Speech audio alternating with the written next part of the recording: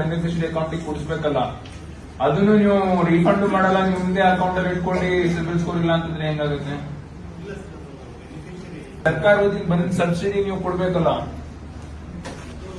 Government ಸರ್ಕಾರದಿಂದ ದುಡ್ಡು ಬಂದ್ರೆ ನಿಮ್ ಬ್ಯಾಂಕ್ ಇಂದ ನಾನು ನಿಮ್ಗೆ ಲೋನ್ ಕೊಡುವಂತ ಇಲ್ಲ. ಈ 4 लाख रुपीज ಅಲ್ಲಿ 2 लाख रुपीज ಸಬ್ಸಿಡಿ ಇರುತ್ತೆ. ಆ 2 लाख रुपीज ಆದ್ರೂ ನಿಮ್ಮ ಅಕೌಂಟ್ ಬಂದ್ಮೇಲೆ ಬೆನಿಫಿಷರಿ ಕೊಡ್ಬೇಕಲ್ಲ. ಇದೆಯಾ? ಜನವರಿ 2026 ಇಂದ ಸಬ್ಸಿಡಿ ಲೋನ್ ಪೆಂಡಿಂಗ್ ಇದೆ.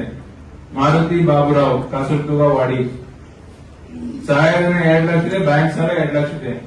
ಬ್ಯಾಂಕ್ ಸಾಲ ನೀವು ಸಿಬಿಲ್ ಸ್ಕೋರ್ ಕಡಿಮೆ ಇದೆ ಅಂತ ನೀವು ಕೊಡ್ತಾ ಇಲ್ಲ. ಸಹಾಯಧನ ಸರ್ಕಾರದಿಂದ ಮಂಜೂರಾತಿ ಆಗಿದೆ ಆದ್ರೆ ನೀವು ಕಳಿಸ್ಬೇಕಾಗಿತ್ತಲ್ಲ.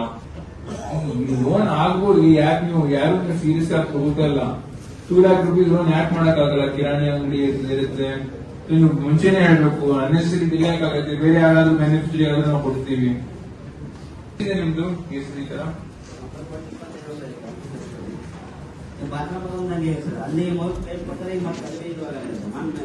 ಒಂದ್ ಲಿಸ್ಟ್ ಕೊಡ್ರಿ ನಮ್ಗೆ.